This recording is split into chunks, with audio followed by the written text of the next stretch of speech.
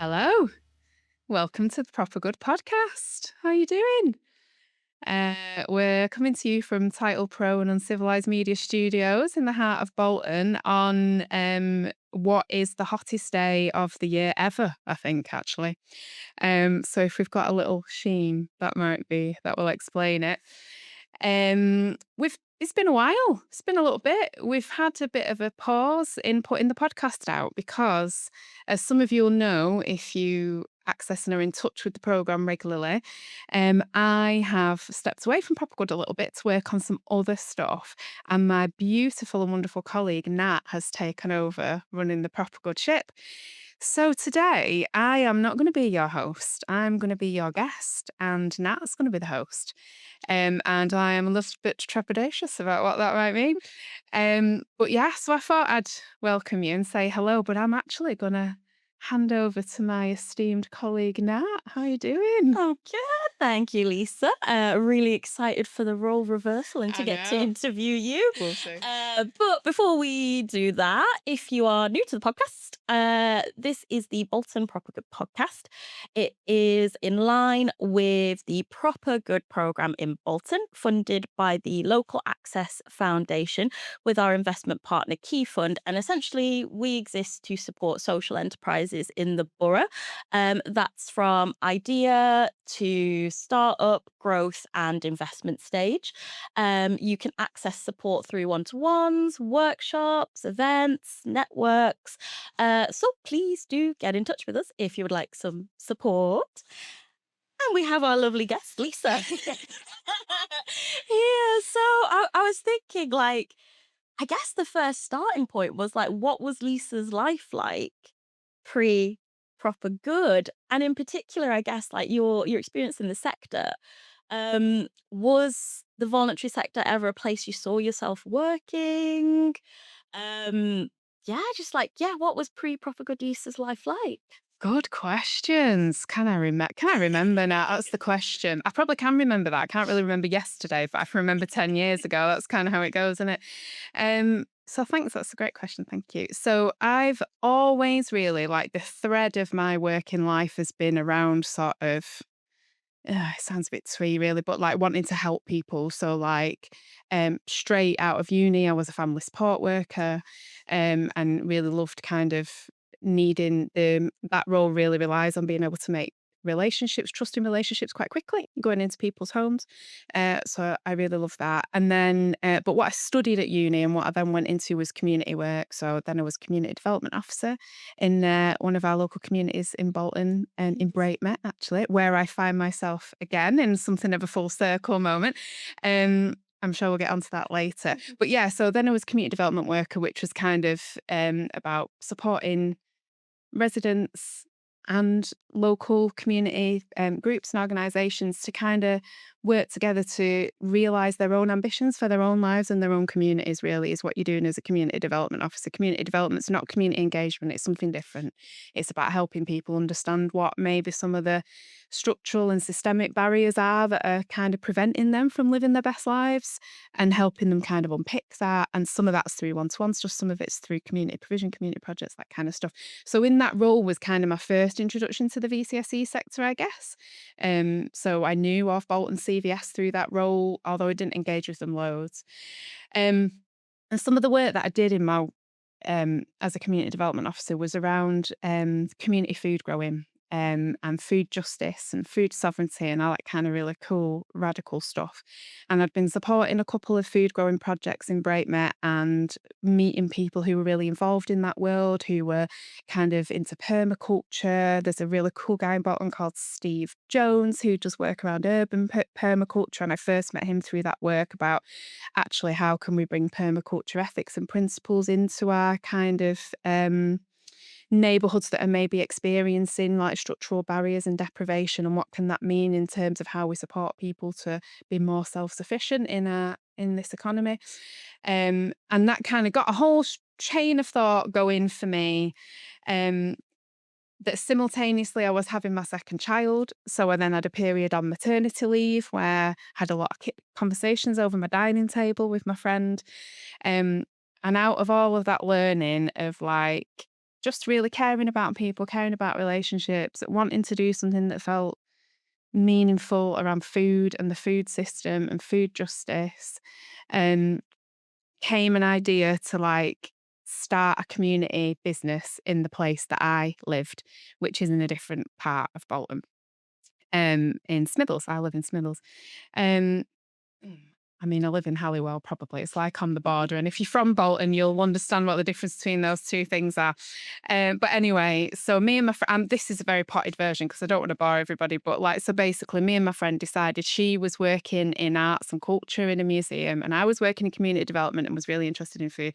And we were both kind of increasingly really overwhelmed by some of the challenges of modern life around the climate crisis, around consumerism, around some of the stresses that we both felt around all of the decisions you have to make as a citizen and a consumer about how you spend your money ethically. And we were like, what if we could create a space in our community where people could walk through the door, buy the things that they need without having to have all of that kind of internal dialogue about what is the better fit? Is it better to buy loose carrots from Britain or organic carrots in plastic? All those are the kind of decisions that we were kind of making and feeling the stress of about how to live an ethical life, basically. How can we make it easy for people in our community to do that, whilst also maybe being a bit of a meeting place for people with shared values or people who just live nearby.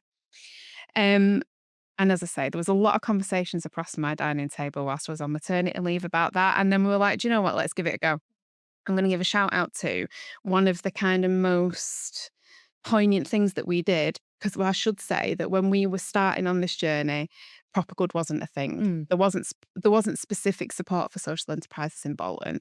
Bolton CVS did a little bit of it as part of their general offer, but there wasn't this kind of really unique fusion of support that understands social impact but also business. Mm. And we needed to be a business that made money because we needed to pay our wage. We were selling we knew we needed to sell goods, but also we absolutely were not going to pile it high and sell it cheap. That was completely the opposite of what we wanted to do.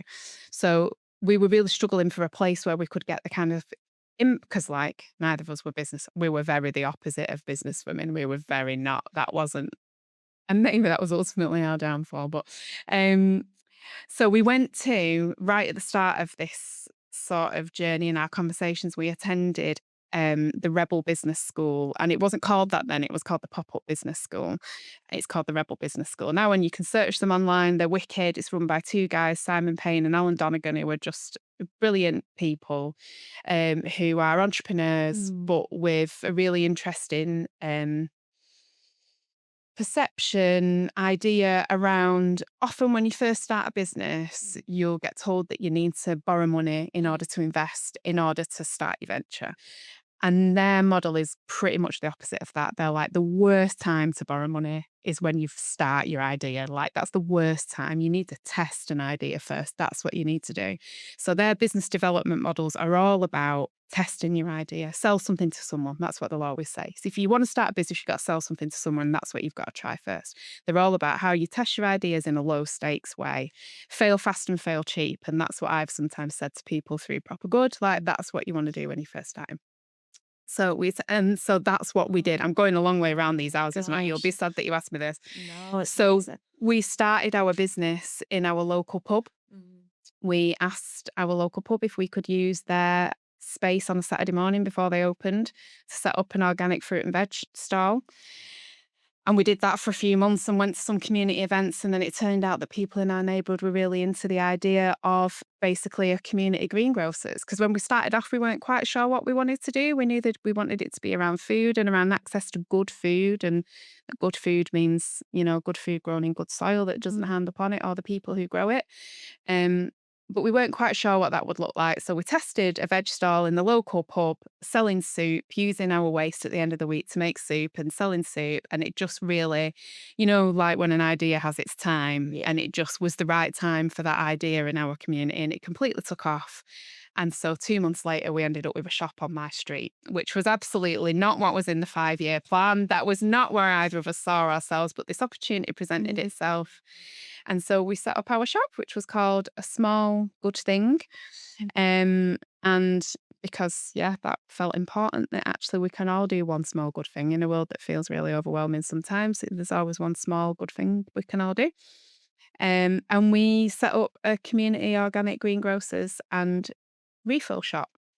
So so we sold fruit and veg, dried goods, cleaning stuff, toiletries, all kinds of lovely, delicious things that I miss a lot in my life. Um, but more than that, we became almost by an accident like a bit of a community hub, really. Mm. And we used to put gigs on. So, like at the Amazing. weekend, we'd like strip the shop out of all the retail stuff and it'd become a gig space. And we'd run these really little bougie, bespoke kind of gigs for like 30, 40 people. We did like Edinburgh show previews with quite famous comedians, and we had bands on and we had poetry nights. And we did embroidery and wreath making at Christmas and just loads of really cool stuff, really. And we were open for 5 years. And it was probably the most stressful, but also most beautiful 5 years of my working life. I think I'd got paid an absolute pittance, but met people who are now like just really good lifelong friends. Um, and it taught me a lot about myself and it Mm. taught me a lot about what's important to me. It taught me a lot about how hard it is to run a business. Um, and then when I came into the proper good role, I learned all the things that I didn't know Yeah. then, basically. I feel like I've talked for a long time there. Brilliant. I mean, the thing that like kind of stood out to me is like the origins of being in the pub because I don't know if like Bolton's the same as where I'm from, but remember being a kid with your parents and there'd be someone coming in with like knockoff meat and like The meat man and yeah. the fish man. And in the Yeah, black yeah. country it's like the cockles man. So and it's just like a Yeah. wholesome like version Yeah, of that. yeah. Yeah, yeah, yeah. And it just grew to be this like beautiful, beautiful space. Yeah, And yeah. interesting that that concept of like fail fast and good Yeah, was that fail a cheap, really fail fast and fail cheap. cheap, fail cheap. Yeah. It's like the anecdote to I think you've probably I'm seeing it now as I'm like getting into the program where you meet people with these brilliant, brilliant ideas, all the will in the world, Mm. skill, but that fear of like Yeah. taking the leap. Yeah, It's yeah. like the anecdote to that. And that's one thing I kind of like want to ask you about was like doubt, like especially in those, when you're making that transition from pub to space Mhm. did you have doubt? How do you quell those nerves? Yeah. How do you like shut that voice up that is kind of interfering and telling you it's not going to work, it's too Yeah. scary, you can't do it? Like what? Any Yeah. tips or tricks or just advice for people? Yeah. Yeah, definitely there were doubts. They weren't massive doubts though. It was interesting. We used to laugh. My business partner was Emily, who was and still is my very best friend in the world, even after 5 years of running a business together. Um, and we used to laugh about that. You would probably couldn't say this to a bank manager, but we used to just feel like it's like the universe is like giving us this, which sounds like really like woo woo, but things did align. So we definitely did have doubts, but in that kind of philosophy of fail fast and fail cheap, that is what we did. So I was really fortunate. So for the first kind of few months that we were open, we just opened 3 days a week so that we could both keep our jobs. So it was like, actually, we don't have to pin lots and lots of financial pressure on this venture at this stage. We kind of found ways every time to just have a go. So the starting off in the local pub, all the all the investment that needed was the price of the produce.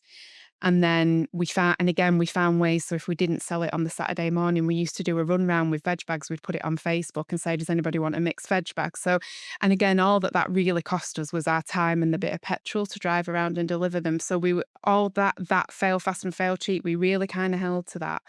So when we first opened the shop, we both kept our jobs for a while. And then I was lucky that I worked for an organization that was able to offer me a sabbatical. Oh, So amazing. I initially took a 12-month sabbatical to kind of have a go, Yeah. see how it would work. But because also for me, like I loved my job.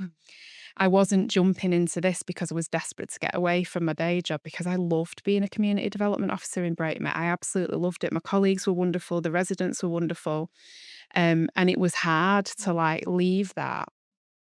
But I knew something in me just knew this is a thing that you've got to do, and there's an opportunity to do it, and often opportunities don't line up. So I think in answer to your question, I think I would say it's obvi it's good to have doubt because Mm. it's good to check yourself. It's good to, like, not kinda just go off on a you've got to understand, is there a market for the thing that you wanna do? And that's sometimes the thing that we can get carried away with Mm. in our world, particularly, like, we've got a brilliant idea, but actually, is there a market for this? Like, you've got to test where's your market, and we did a lot of that in the first kind of 6 months of the idea, going to school, bloody lugging bags of potatoes to school summer fairs and that kind of stuff. I was much more built then than I am now. Um you need to is there a market for one? Test it. If you know there's a market and you know that you have the skills, then, like, you can let some of those doubts go. Fail fast and cheap. Don't be staking your house on your first idea, like, and that thing of, if you're an entrepreneur, and that's a funny word, entrepreneur, I Yeah. think, in our world, because people used to say that to us, like, "Oh, you're entrepreneurs, aren't you?" Just like, "No, we're not. We're just two women who want to do a nice thing in our queue. We're not entrepreneurs. Don't be ridiculous." Like, because often people who are working in the social economy, that's not necessarily how you would identify yourself, because we think of entrepreneurs as like Alan Sugar and all them people who are all great, but, like, that's not my vibes. Yeah. So that I think that can be a tricky word sometimes, but most entrepreneurs, like, your first business, whether it be a social business or a commercial business, like, won't succeed, or will succeed on its own terms, but maybe won't be the thing that you draw your pension from in the end, you know what I mean? So there's kind of you've got to have a bit of flexibility about testing things, approaching things with an idea of testing them, doing it cheaply so that you're not gonna do yourself in. Um, but also being open to the opportunities when they're there, because we could easily have just gone like, "Oh, we couldn't possibly take on a shop. That's a ridiculous idea." But we're both looking back so glad that we did take that leap, because it was a wonderful thing that had a lasting impact actually on people who came to our stuff. That's brilliant. Yeah, and I think it's like you're touching upon, like, I guess, like, the difference between, like, the corporate Mm. business world and, like, the social business world, and I think, like, what stands out from your story and your journey, which is a bit cringe, but it has Yeah, been a journey, hasn't sometimes it's it? not another word, is there? We have to roll it out sometimes. I guess it's and, yeah, thinking back to your start as a community development worker and the ways in which, like, really, like, it in many ways, it wasn't a bank that was your start, Mm. it was your community. Yeah, They were the ones absolutely. who, like, gave you the space. They, like, purchased your Yeah, goods, yeah, supported you. yeah, They yeah, used the space. yeah. They showed up for you, Yeah. and yeah, I think again, like, yeah, I guess my question really there on that is, like, for people who are trying to get their head around, okay, like, yeah, you feel uncomfortable by the term entrepreneur. Mm. What is that difference in your mind then between, like, a, traditional business and a social business? Mm. That's a great question. I think, well, I mean, you sort of summed it up there. The thing that really sort of gets me excited about social business is that it kind of subverts the sort of Mm. economic rules of business. Like a traditional corporate business, your responsibility is to make profit for your shareholders. That's Yes. literally, like, legally what you have to do as a corporate business. And as a social business, that is completely flipped on its head. Mm. And your legal responsibility is to reinvest money into your community. And I think that's the difference. And that's how it appears on paper, but actually in practice, Mm. that sense of responsibility to your community. And so in our business, and obviously particularly if you run a social business, you've got your community is a number of different things as well. So Mm. it's like might be the beneficiaries of your service. So for us, that would have been like our customers who came and bought our stuff. But also our community was like the people that we bought our produce from. It was Mhm. the farmers. And actually, because we were an organic shop, the supply chain of that is very short. Mm. So we used to buy through a wholesaler called Organic North. Shout out to Sean and all the team at Organic North, who are absolutely just the best humans you could ever wish to work with. I'm still in touch with them a little bit sometimes, and they were just wonderful. But they made sure that we were really connected to the farmers as well.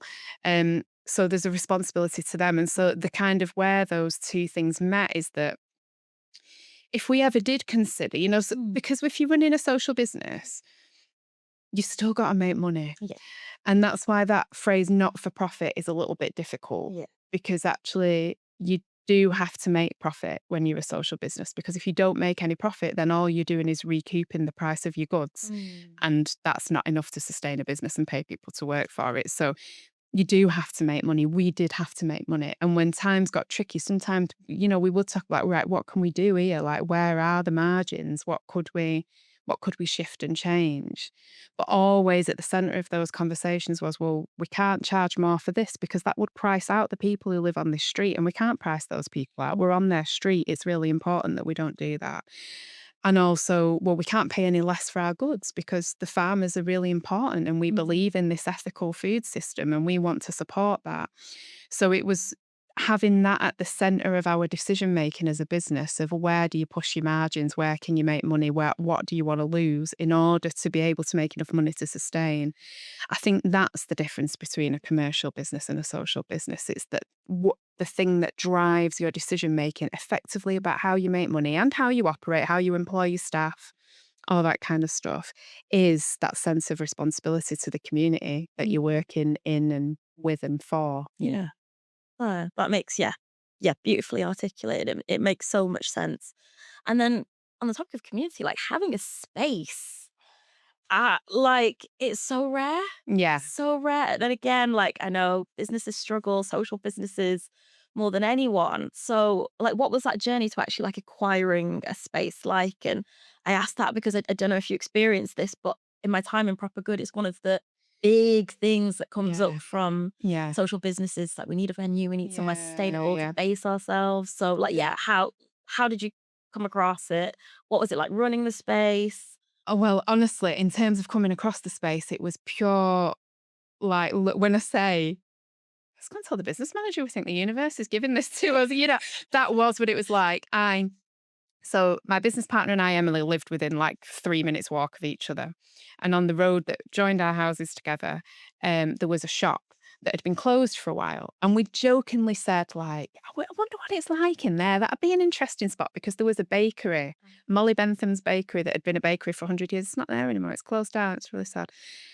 But it was a really well-known kind of like little bakery, artisan bakery. So we'd said like, "Oh, I wonder," da, da, da, but really never thought anything. And then one day I was driving back from the school run and I saw the estate agent nailing the to let sign on it. I was like, "Am I? That shop's to let? Let's go and see it." And we went to see it, and the price was right, and we there was no competition for it, and we got it. So the process for us was actually really straightforward. It was a private landlord, and they were great. Actually, our landlords were great with us at the whole time we were tenants there. Um, so yeah, so it was a private landlord. So there was none of the kind of, we weren't on a peppercorn rent, for example, that you might be if you were in a community asset or something. Um, but then so acquiring the space was easy breezy. Getting the space ready, a little bit more tricky. We need to paint it, we need to get bespoke shelving made, all that kind of stuff. But it was really fun. We were in those first throes of adrenaline. Running a space 3 years in, when your coffers are a bit low, when it's freezing cold in January, um, when you are a social business, so there's not really a lot, and certainly then there wasn't a lot of support to call in. There wasn't a proper good that was like, "Hey, Nat, we've got this bill for business rates. How do we sort that out? Hey," like there wasn't really anybody to kind of support with that. How do you run a business, a space bit, which I Mm. think we would have really benefited from. So it was challenging, and I would say to anybody who's looking for a space. And this is a conversation that I had when I was a community development worker as well. Like, sometimes we can think that a physical asset is going to be the thing that makes everything possible for us. But actually, it can also be a real noose round your neck. Mm. Like, That's so and the interesting. only way that we were able to do that was because we were selling a good that we knew people needed to buy all the time. I Yeah. mean, we had to sell a large volume of carrots and potatoes to keep the space open, let me tell you. Um, but I think there's something about, we can sometimes think that a building or a physical asset is Mhm. almost the panacea of what we want as a social social economy organisation. And I would always caution people to think in that failing fast and failing cheap, trying your idea, selling something to someone, who else do you know who's carrying the burden of running that space that you could piggyback on for a bit? Who would let you use their back room for like we did with the pub? Who would let you use their space before you go in kit and caboodle? Because having a space is wonderful, don't get me wrong. And we wouldn't have been able to materialize the fullness of our business offer without it. We couldn't have been running gigs in somebody else's space, you Yeah. know? Um, and I'm ever grateful that we had that opportunity. But it was really important that we tested our ideas first in somebody else's space. And with a different kind of business model, Mm. our own space might not have been the right thing. So I would like, we were fortunate that it was fairly plain sailing, but I would always caution people to really think through. Mm. Do you need your own space? Is that what you need? Can you use somebody else's for a bit, at least while you try, while you get going, you know? Yeah. No, absolutely. And I think maybe again, is it fair to say that's perhaps some of like that corporate world coming in and like that in our thinking again, like to be successful, you need physical assets and Yeah. a showy, I don't know, yeah, venue space, but actually you can thrive Yeah. without Definitely, that. and I think there's something else as well in that, and that I definitely experienced with my business, which is the idea that, and I've come across this a lot in the proper good world, is that founders often want something to just be theirs. It's like, for all the right reasons, I've had this idea. I know I can do it well. This is my baby. Yeah. I want to nurture it through the world. I don't want to share somebody else's space. I want it to be my space. And obviously, sometimes if you're having confidential client relationships, whatever, but I think there's something of that in it as well. That's like, I want this thing to be mine and I want it to be mine exclusively. I definitely experienced that in our business. Like at the end, we wanted to shut it down. We didn't want it to carry on having a life after us because we would just because, well, I mean, it's like next door to my house almost. So it was like that'd be too Yeah. painful. And now looking back, sometimes I wish that we'd maybe taken a slightly different view on that because it meant that it isn't there anymore for the community, you know? Um, so I think that plays into it as well. And I think that's something that we all have to challenge ourselves a little bit in our bit of the world of not everything is ours alone to do, is it? Sometimes we do need to like pass over, work with others, you know? Yeah, absolutely. And you mentioned founders there, like, you were a founder and we often talk about like the beauty of being a founder, but also the stresses, the challenges that come with it. So yeah, I kind of just thinking about like that, you're advising or have been advising founders in your proper good role Yeah. and you were one. So like Mm. were there common themes that were coming up for the social enterprises, for the founders that you were sort of meeting with daily and talking to, where you were like, I relate to that. Like, that's Yeah. me. And like, yeah, would you mind sharing Yeah. some? Honestly, all the time. And I wouldn't, not to be like too, I mean, it is all about me. Let's pretend it's not about me today. You're fine. Um, like it was hard at first, doing the proper good stuff because I was a year out of my business closing when I came to the program. Um, I'd like worked from done some freelancing, done some teaching, various different things in between, and then this job had come up. But actually, it was still quite raw. I was still struggling a bit with the idea that the business had closed. So when I started doing the program, coordinating the program, and meeting with founders and learning all this stuff, it was like really like it was really raw and hard. Sometimes some of the conversations I was having was, I want to be running my business. My business was great. Um, but I've been really, really lucky to have met so many brilliant founders and had such great conversations. And I think in no small way really, they've kind of helped me process a lot of that Oh, feeling. Um, and I think, yeah, the things that come up are definitely that kind of wrestle between the social and the business. Like, it's hard, especially if you're right at the beginning of your journey, kind of figuring out. And in my business, there was a straightforward business element of it because mm, we were selling goods, retail. It was a retail business, and there's something quite sort of straightforward about that. That's, well, this is how you make money. For some of the people that we work with, they're selling a service Yeah. or they're selling an Mm. experience. And sometimes they're coming from having done that in their community as community work. So often free, definitely at the Mm. point of use, often sometimes just completely free and not paying themselves at all. And that sort of conversation about how you move that into something that can make money and can actually be a sustainable business while still retaining that social impact and the reason that you're doing it and the thing that, that drives you, your why. Like, it's really important when you run a business, whatever kind it is that you have a good handle on your why, Mm. because it's graft. It's hard. Even if you're doing the thing that you love, and I loved my business. Oh my goodness, it was hard. Like, making those decisions all the time. You think about it 24 hours a day. It doesn't go away. You don't clock off at 5 o'clock. Um, so it's kind of that wrestle of your why Mm. and the making the money and the place that that meets in the middle. And I think that's one of the things, certainly with people who are really early in their Mhm. journey, that I've talked a lot about. And again, I've said this phrase about 700 times so far. I'm going to have to like pay Simon Payne some royalties for it. But that failing fast and failing cheap bit, um, I think is the thing that I've always talked to people about. And then I think there's other stuff as well. I mean, I think if you set up a social business, my experience of work of like talking with people, and my experience actually, you have to kind of do a bit of self work. And I don't want this to all sound a bit like Lisa's losing the plot, but actually, running a business, it does kind of show stuff to you about who you are. It brings stuff up. Yeah. You need a lot of grit and resilience. You get knocked back. People tell you no. You put loads of work into a thing and then it doesn't pan out how you hoped it would. Um, People complain about stuff. You're putting your heart and soul into something, and then you get a customer who actually doesn't like what you're doing. They complain and they say mean things, and that's hard.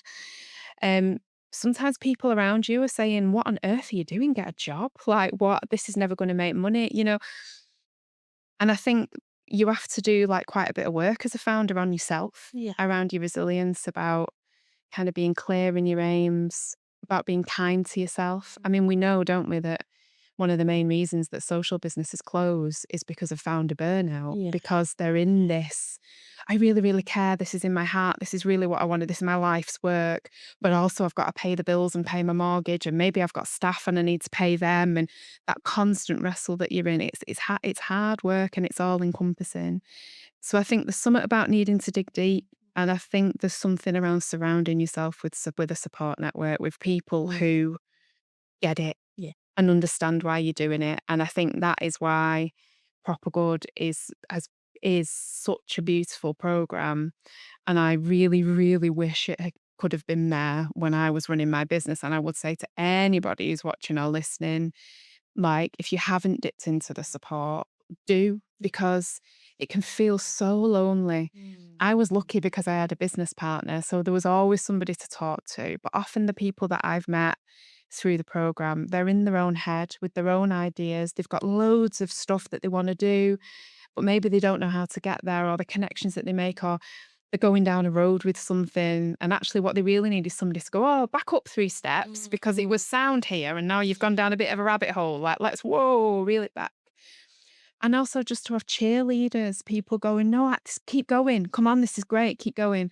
And I think Proper Good just offers that in spades. And I used to always say, come to a workshop, even if you don't give a monkeys about the content of the workshop, come, because there'll be other people in there who were in the same gig as you Yeah. and who will understand your challenges. Um, yeah, and I think some of that self work's only really possible if you've got that kind of circle of cheerleaders. Yeah, Yeah. That they're that my makes reflections. that makes so much sense.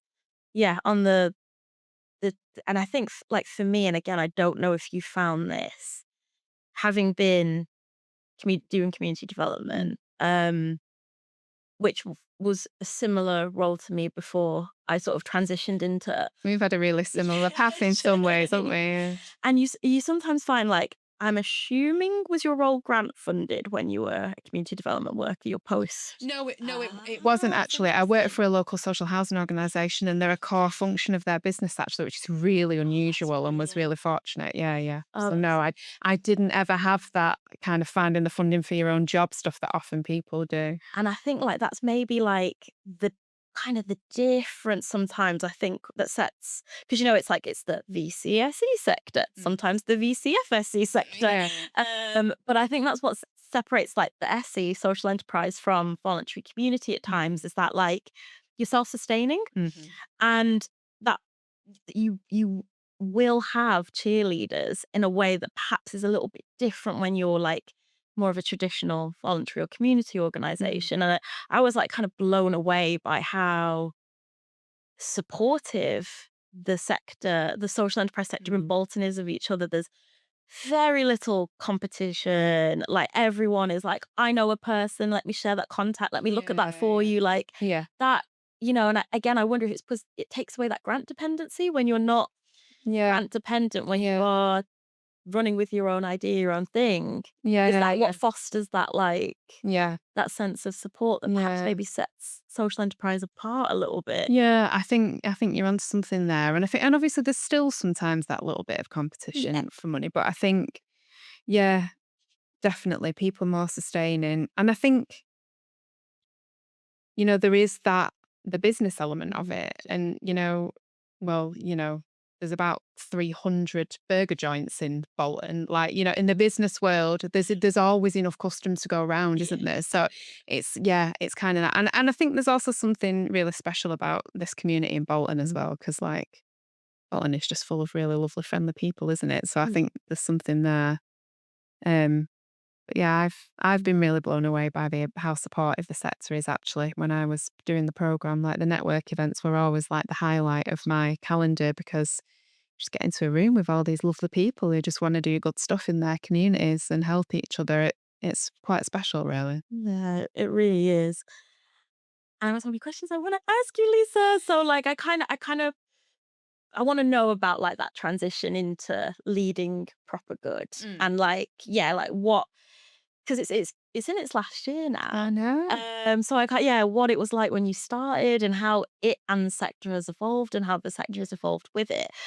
But before we do that jump, would you feel comfortable talking a little bit about the decision to close the business, and sort Yeah. of, because unfortunately it is something that sometimes has to happen. And yeah, so like what was that like? Like Yeah. how did you make that decision? How did you grieve, and how did you heal Mm, afterwards? mm.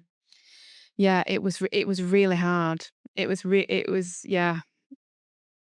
it was a very significant loss, and I think definitely, and I think this is probably the case for lots of entrepreneurs and business owners, but I think especially in the social business world, being the founder of that business is a huge part of your identity.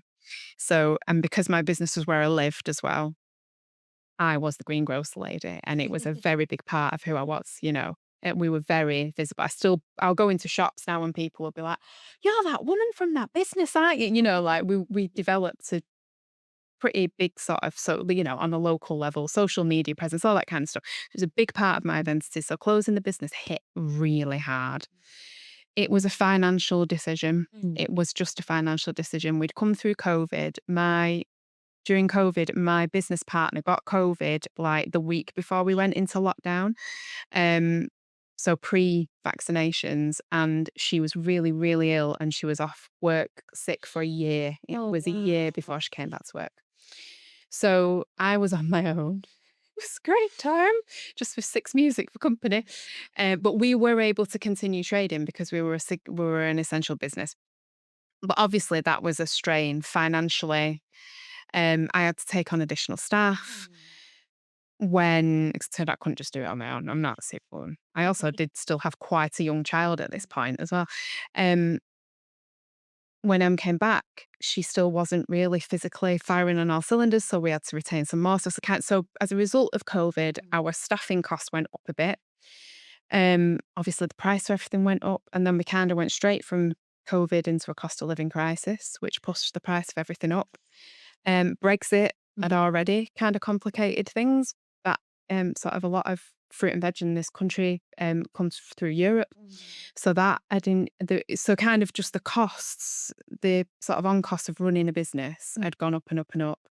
Meanwhile, because of the cost of living crisis, people's disposable income had gone down and down and down in terms of our customers. And I think crucially what happened during COVID. So during COVID, the first kind of month, our business went through the roof. And we were like, if this only lasts a month or two, this is going to be the best thing that could have happened to our business. Obviously, that's not what happened, was it? Here in Bolton, we were in lockdown for what felt like about 2 years. I think it was 18 months we were in lockdown for here. And so basically, once the supermarkets realized this was going to be a long term thing and they started doing click and collect Mm. and delivery, because I don't, it's kind of just become normal now, hasn't it, that Mm. people get their shopping delivered? Yeah. But actually, pre COVID, that was quite a niche thing. That wasn't something that everybody did. It was the thing that you did maybe if you had physical impairments or that, you were super busy or whatever. But it wasn't, most people went to the supermarket and did their shopping. And I would say a lot of people now don't. Mm. And when that shift started to happen, we saw a drop off in our trade. So lots of people who had come to us at the beginning of the pandemic because we were local. And so we had a system whereby we had a phone line open in the morning. I took orders over the phone. And then in the afternoon, I boxed everything up. And then from 3 o'clock, I put it all out on tables outside the shop. So people could always come like distance. People loved that. It Mm. felt safe. It was nearby. It was personal at a time when people were isolated and just needed somebody. And that's just making me remember about once I took something round to a couple that were our customers. They were older, and so they were what was it called? Shielding. Shielding. Well done. They were shielding. And I went and I put it like in their front garden. She was called Linda, the woman, and put it in her front garden. I was like, Linda, I'm just going to leave it here. And she was just crying. And she was just like, it's just so lovely to see another face. And thank you so much for bringing it. And we really appreciate you and all that kind of stuff. So that was cracking at the beginning. But once supermarkets cracked onto it, that kind of changed the game. And then post pandemic, that completely changed the nature of how people did their shopping, basically. And it became that people wanted things delivered. Mm. And within the confines of the staffing that we had and what we could do, that wasn't within our capabilities to run like and it was, and we had a lot of conversations about, and again, that brings us back to that kind of your why and that keeping the community at the center. We were like, actually, we could keep this going by developing a delivery service. But I don't want to drive a van around Bolton all day every day. That's not why I'm in it. I want to stand here and I want to have conversations with Glynis about how our eyes doing, and I want to talk to Carol about her grandkids, and I want to put gigs on. And Yeah. so when it became clear that the numbers weren't stacking up anymore, and actually it became clear quite late in the day actually. So we ended up having to make decisions quite quickly about what the plan was. Um, we had all of these things on the table, literally on the table on flip chart, because that's how I do. If you've ever met me, if you've ever been to a workshop with me, that's how I do everything. Um, and yeah, it became clear that the things that we would have to do in order to stay afloat Mm. were not the things that we wanted to do, that were in our heart to do, that felt like they aligned with our business. Now, if Proper Good had been around and I'd have known then what I know now, Mm.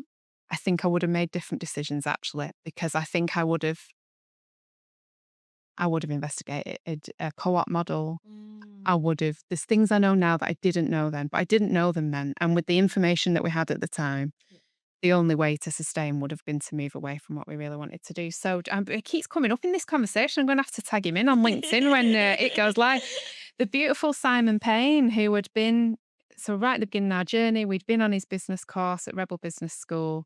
And then we were like, who can we call in to help us with this decision making? Let's get on the blower to old Simon. He was like, yeah, of course, I'll come and have a chat with you. And we had an hour's meeting. And by the end of the meeting, he was like, I think what we're planning here, guys, is not how do you save your business. I think actually what you want to do is plan for how you close it. Wow. And we were like, yeah, I think that is what we want to do. And so then that's what we did. So your question about the process, Yeah. it was making the decision was really hard. Mm. I still don't feel 100% confident it was the right one now. Wow. But it was the right decision at the time with the information that we have. And that's all you've ever got, isn't it? All you've ever got is now and what you know now and the situation now. Yeah. And we couldn't continue paying our staff and blah, blah, blah, blah. Yeah. So what we did was we made a plan. We were like, well, we don't want to just be like, oh, we're closing tomorrow and that's horrible. That'd be horrible for everybody. Let's make a plan. So Simon helped us make a plan of like, right, this is what this looks like. So it looks like reduced hours for a little bit Yeah.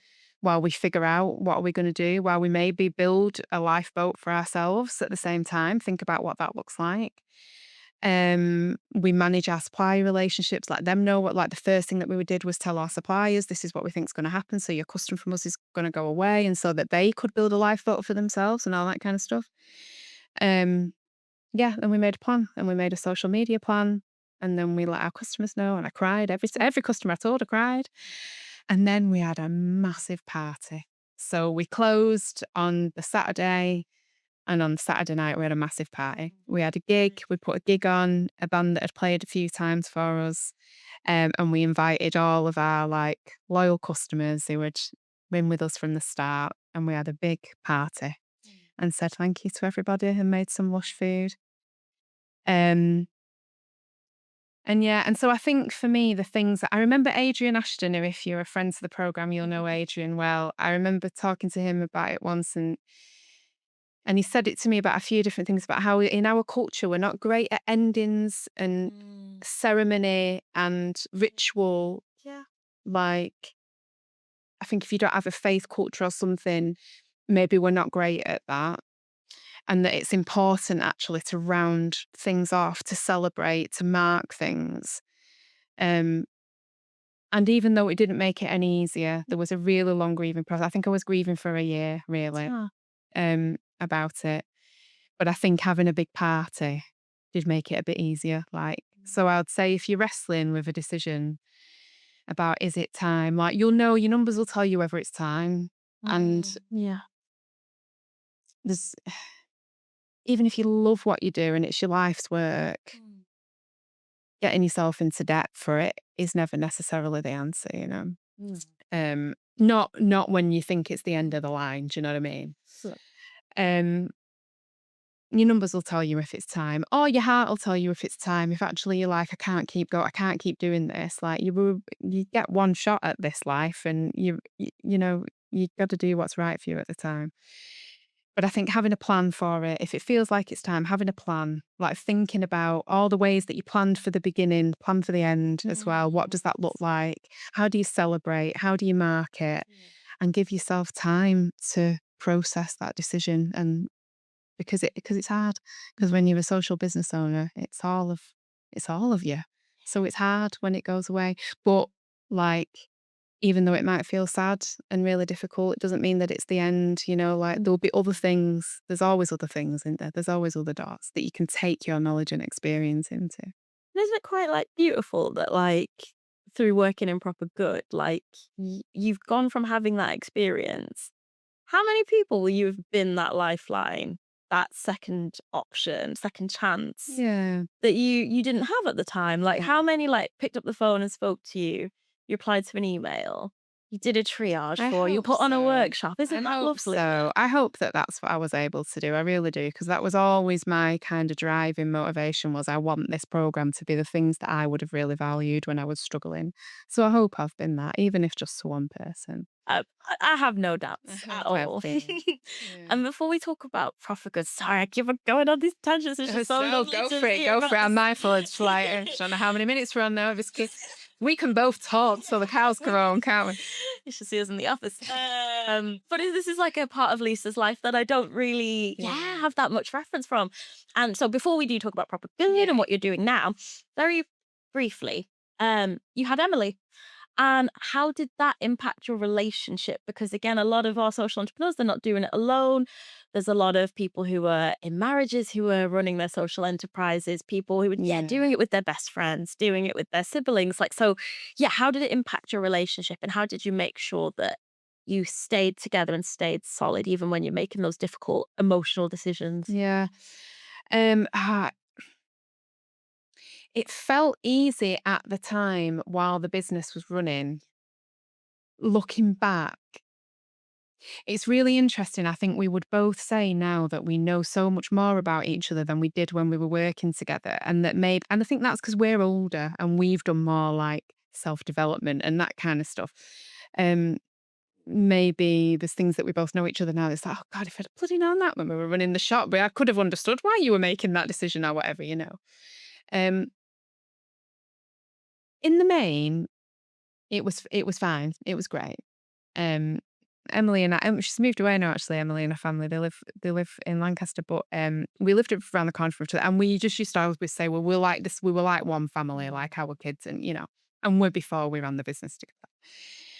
So in the day to day of it, it was great Mm. because I couldn't have asked for a better working buddy. We had such a great crack, it was great. We kind of had like qualities that balanced each other and energies that balanced each other. So it was great. I think looking back, what I can see is that sometimes we made decisions based on emotion Mm. because we cared so much about each other. I think maybe some of the harder and faster business rules. I can see we're getting a 10-minute line. I think some of the harder business decisions Mm. were harder to make Yeah. because we were always prioritizing each other. Mm. But maybe that's right. Like who would have wanted to run a business like ours and that not be the thing that was at the heart of it? And I think I'm not answering your question here, but I often talk about with our business a small good thing. People came, I hope this doesn't sound like egotistical to say this, but I think it's a point about branding and narrative and how you tell the story of your business. People bought carrots and potatoes from us. Mm. They didn't really buy carrots and potatoes. They were sort of buying Emily and Lisa. Yeah. They were buying the story of a small good thing. Yeah. We were kind of our business was running sort of at the peak of like Facebook Lives. Like that's kind of where we were. Facebook wasn't dead yet. That's where we were. We were very front facing, which made me like dive it inside at first, but then I totally got over it.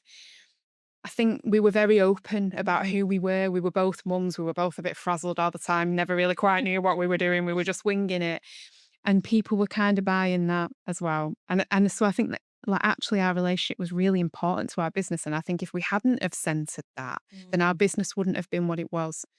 But looking back, there were definitely different financial Mm. decisions we could have taken that maybe would have meant we sustained Mm. that we didn't take because we were centering each other. Oh, that's interesting. And I think the time that was the hardest was when the business closed. I think that was when it was hardest because we both came to that decision from very different places.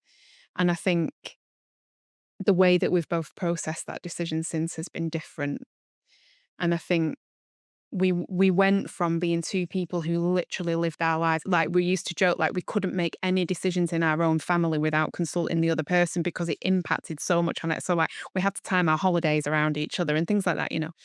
Um we went from living in this really knitted together way to having this massive thing happen to both of us in our life that we were both processing quite differently. Mm. And then also not seeing each other Mm. every day. So it did have a really big impact. And I guess I'd say if you're in a business with somebody who you're very close to, if you do whatever you can to be able to have really open and robust conversations. And maybe that means you need somebody external to mediate those conversations sometimes. And I think that was what was important about that Simon came and had that conversation with us about the decisions that we were making because we couldn't have made that just the two of us because we would have just gone round and round in, well, I'm sad. Well, I'm sad. Well. Um, but I think really robust conversations and being prepared that sometimes things might happen that do then put a strain on your relationship and being able to keep that in its box. Like we've always been reasonably good at separating out, Mm. oh, let's not talk about that today. Let's just be mates today. So yeah, I think that would be my advice really about that. But it is hard, but also brilliant. What a brilliant thing to run a business with your best mate. How good is that? Like, what a treat. How lucky we were. Ah, amazing. And you went from the business to proper good. Hmm. So what is Lisa doing next? What is Lisa doing now? Where have you gone? That's the big thing everyone says. Where's Lisa gone? Where is Where's she? Lisa gone? Well, and it's good to clear it up because sometimes people ask me, you enjoying your new job? And it's like, I've not gone anywhere. I'm still at CVS. I'm loving working for Bolton CVS. What a beautiful organisation we get to work for. It's great. Absolutely. Um, so I'm very much still working at Bolton CVS. I'm still a project coordinator, so I'm still doing the same role as you. But I've moved to work on some other Mm. projects. Um, which are mainly Live Well. I'm mainly working on Live Well work. And there's a previous episode of the podcast where we talk about Live Well a little bit. It's an episode with me and Dawn and Jonathan and Helen. And we talk a little bit about Live Well in that. So if you're interested, you could go back to a previous episode. Um, but yeah, so I'm working on Live Well, and that was put to me as a kind of, we know this work's coming down the line. We think that you've got some previous experience that might be relevant. Would you like to do it? And I was like, yeah, let's do it. And then was very trepidatious about handing over my baby of proper good. Obviously, it wasn't my baby at all, but I'd been doing it for 3 years, and it felt special to me.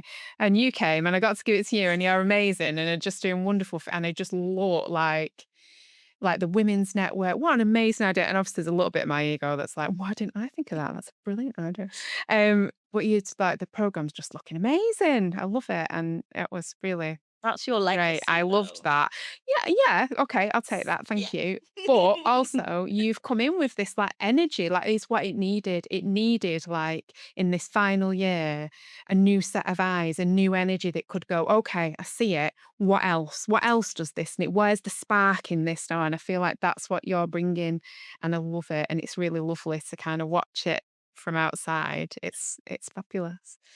But yeah, so I'm working on Live Well.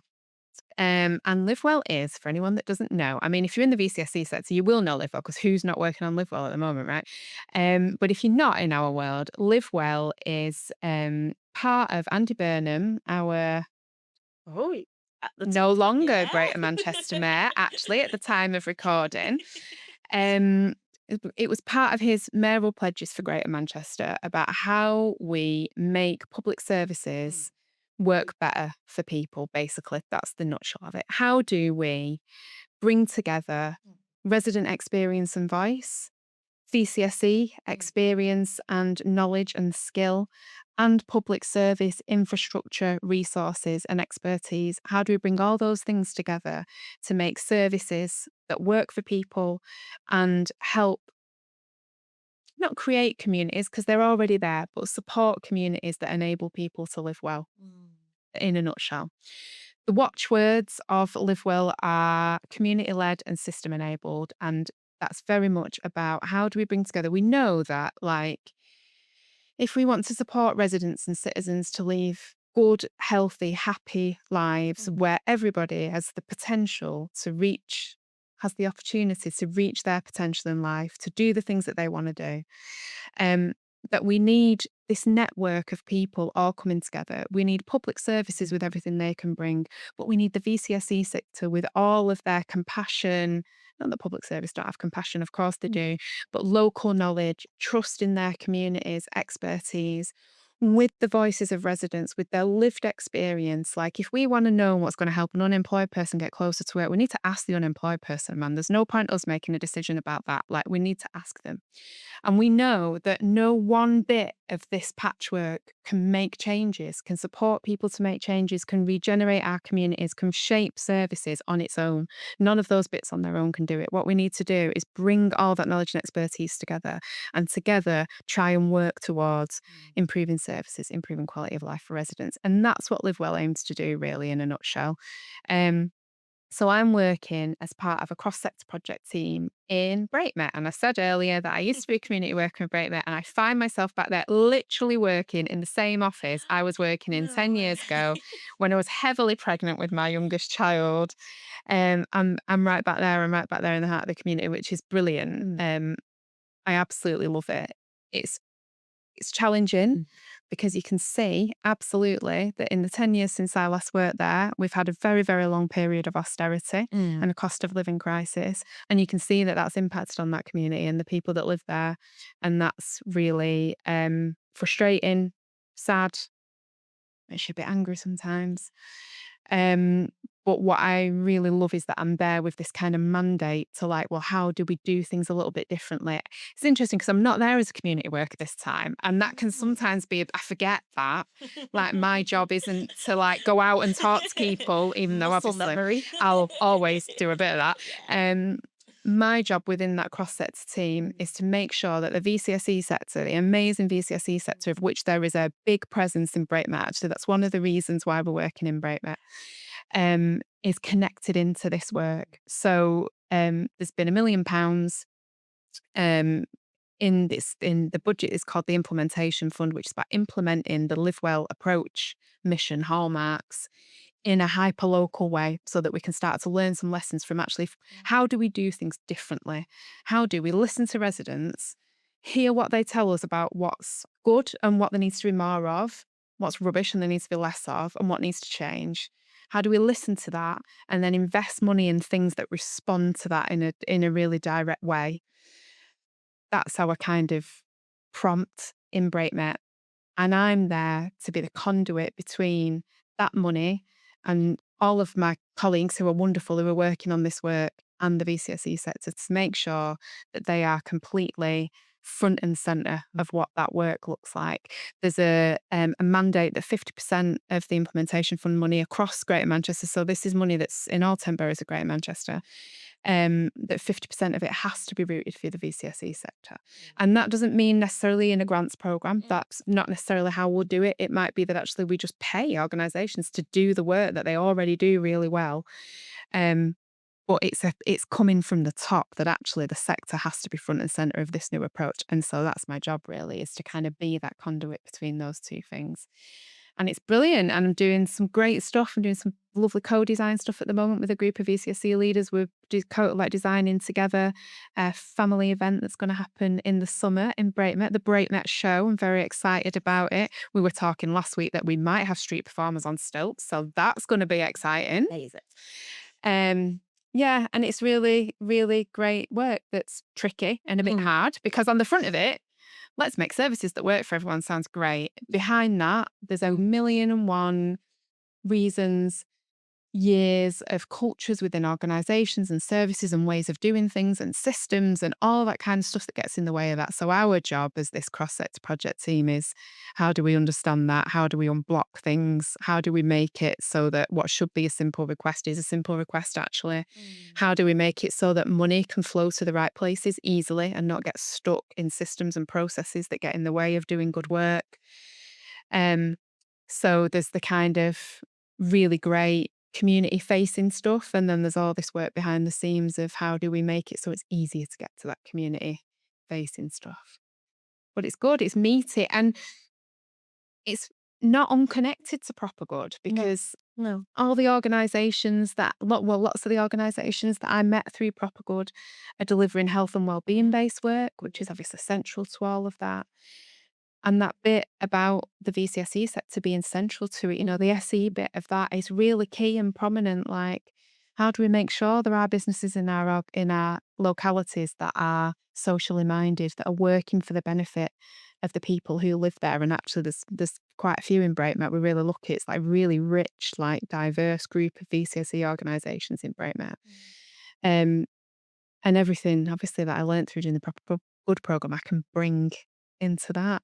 So yeah, it's not unconnected. It's definitely roots. There's threads through all of it, but it's a different kind of challenge that I'm really lucky to have. Really, And they're very, very lucky to have you. well, that's kind. That's a kind thing. Let's see. Let's see if they all agree with that. It's true. I'm like, yeah, no, it's true. It's in stone.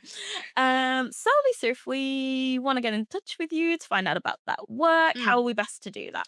Yeah, so if you are interested in the Live Well work, if you not even just if you're living in Breakmouth, if you like VCC organisation, do stuff in Bolton or just a resident and you're interested in the Live Well work. So one thing we do host like a regular Live Well update through Bolton CVS. So like once every couple of months, I think it is, there'll be an online session where it's usually Helen, our CEO, but I imagine at some point that might be me, just giving an update on kind of what's happening in the Live Well world. You can check out the Bolton CVS website and the link to that will come up at the end of the podcast. But also you can just drop me an email if you're interested, especially if you live or are working in Breakmouth as a VCSE organisation, but also just if you're interested and you want to chat. And I'm Lisa at boltoncvs.org.uk. And there's loads of really interesting stuff about Live Well online. So if you just Google GM Live Well, you'll come across there's kind of two elements to it. There's the NHS bit and you'll find all the NHS stuff, and then there's the GMCA bit and you find all that.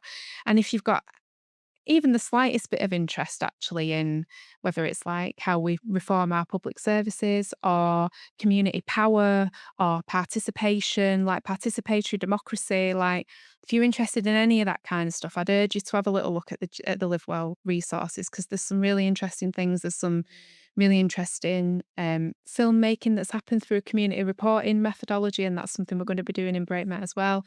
There's great resources. If you, as a VCSE leader or volunteer, are interested in kind of participatory methods that you might want to implement in your group or within your staff team, there's some great resources in the participation playbook that's on the GM Live Well site around how can we really involve our community, whether that's our community of staff or our community beneficiaries.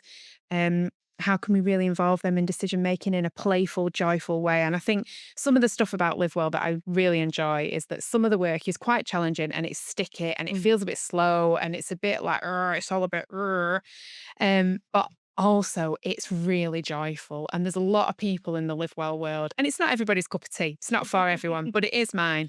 There's a lot of like, let's just have a celebration actually of everything that's amazing that's going on in our communities. All of this work is really comes from an assets-based perspective. Mm. Let's look at what's good in our communities and build on and support that. We're not looking at deficits, although acknowledging that there are gaps and that that's part of what we're here to solve. We know that the answers to a lot of the issues are in communities already. The Mm. answers are already there. People already know what they need. We know what we need in our lives, right? We just need people to listen to us. And we're hoping, yeah, we're hoping that's what we can do through Live Well. Oh, amazing. To wrap up, I've Mm. started to implement a bit of a naughty thing that I'm not going to do for you because I don't think it would be fair. It's to ask what your favorite Bolton based social enterprise is. Oh, yeah. Please And ask for that. I'll get pilloried in the street. I think I think your list would be very long. There's too many. They're all amazing. So to wrap up, what Yeah. is the lesson you've learned from Lisa's journey? Pre proper good, post proper good, the business, community Yeah. development, like one lesson you've learned. One lesson. Oh, my goodness. Mm.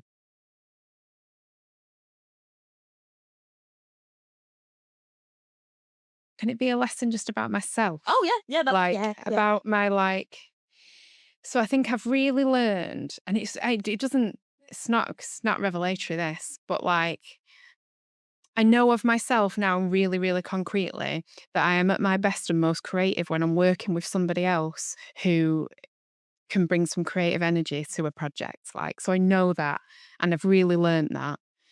Um, and I think that's an important thing to know about yourself, especially like if you're a founder in an organization and maybe you are working on your own a little bit, or maybe you're not working on your own and actually that's not who you are. Actually, maybe you need a bit of downtime and you're not getting any. I think there's something about it is important to understand how we work. Like, what do we need to be our best selves in our work?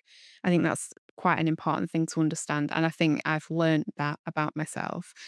And I think I've also learned that whatever I'm doing, like, I have to understand what the thing is that I care. Why do I care about it? Like, what's my why? What's the thing that I care about? And often for me, that'll come from the bigger picture context of the work that I'm doing. It'll come from the food system or the economics, like big scale macroeconomics of how our society works, or at the moment, kind of the big picture of actually public services and how they operate.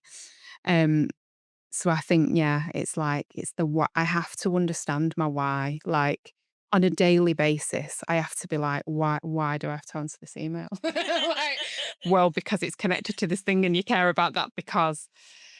And neither of those things are particularly groundbreaking, but I think, yeah, I think they're my biggest lessons about me at the moment. Oh, thank you so much, Lisa. No worries. Thank you.